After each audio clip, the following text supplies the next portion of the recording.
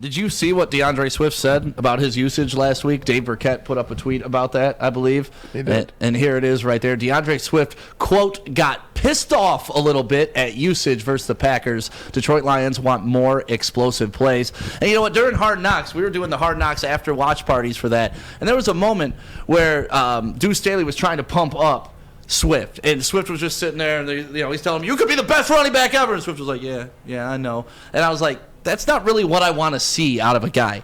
Him bitching about playing time, about not getting his run, that's what I want to see out of my alpha running back, right? 100%. And DeAndre Swift, when he is healthy, changes the course of what the Detroit Lions can do offensively, what Ben Johnson can call play-wise, and he can make up for some of those blemishes that aren't there. I mean, you saw it earlier in the season. Dude fell down on the field and got up and scored a touchdown. How many NFL players have you ever seen do that, period? And what kind of stress level do you create in a defensive coordinator when you trot him out on the field?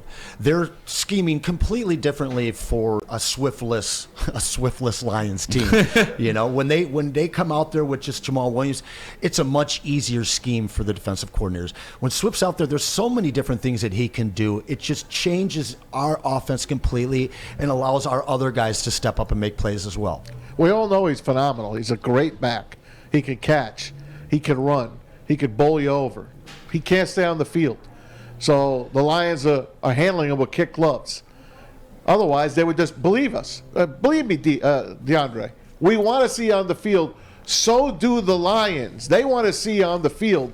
You got to stay on the field to make it. I mean, it is what it is. I want to see the guy out there.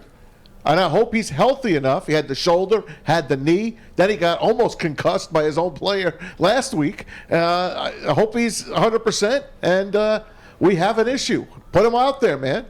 And that's the thing. Listen, if he's going to get hurt and we're going to use him sparingly where it really doesn't help the squad, then just run his ass out there until it's over. I hate to say that. It's not what a player wants to hear, but you know what? I'm going to put you out there, and we're going to keep using you. You're bitching about it? Okay, now it's on you to stay healthy and stay on the field because you're telling me you want more playing time. I'm trying to protect you.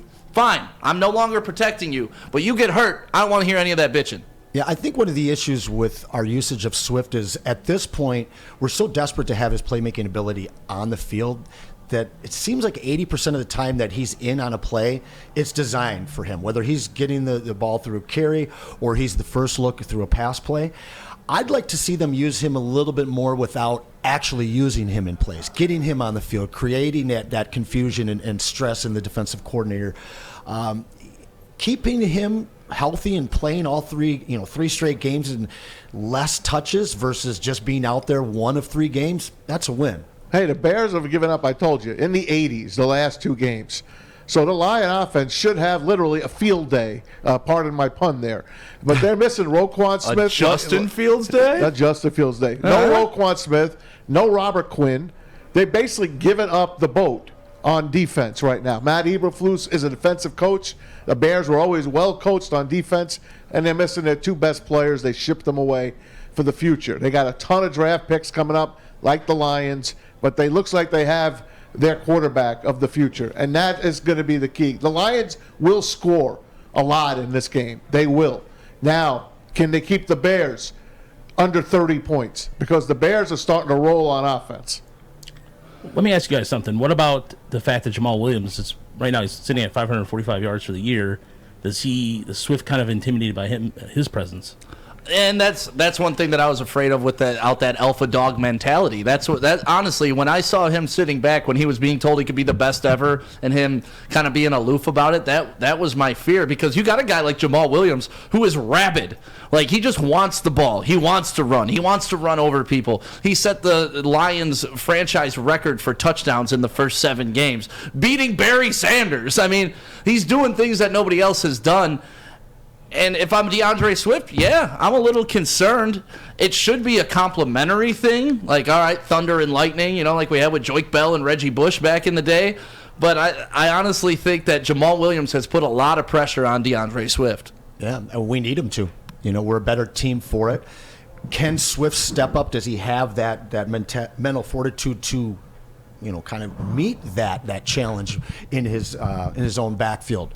And I worry about him. I loved seeing that quote that he's fired up and he wants that playing time, but there's a quiet side to him that I worry about. That's not what you want in an alpha running back. No, but we do want him on the field. That's Certainly. the bottom line. When he is on the field, the Lions' offense is just unpredictable. Yeah, it's scary. We're a scary offense when he's there, and we've got our receivers healthy. This could be a Seattle game. Remember the Seattle score? Oh, 48, 97 to 45? 90. This could be that kind of game. The Lions can score with anybody when they get rolling. And like I said, the Bears' offense is kicking butt lately. They really are. And it's going to be hard to keep that kid in the pocket. Very hard to keep Justin Fields in the pocket. He's rolling 174 yards on the ground last week. But that's part of the reason why the Lions' offense has to put their authority on this game, too, to keep their one weapon off the field. I'm not really worried about anything else for the Chicago Bears besides Justin Fields. Yeah. What else? I mean, their running back. They got Herbert and Montgomery. I was going to say Khalil Herbert he's showed out a little bit, He but has. I'm not too concerned with Khalil Herbert. No, well, our strength, if there is a strength on this defense, is our ability to somewhat check the running game. They do have three great, very capable players in terms of running the ball.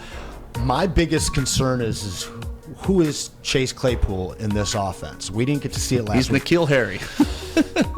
We'll see. We'll see.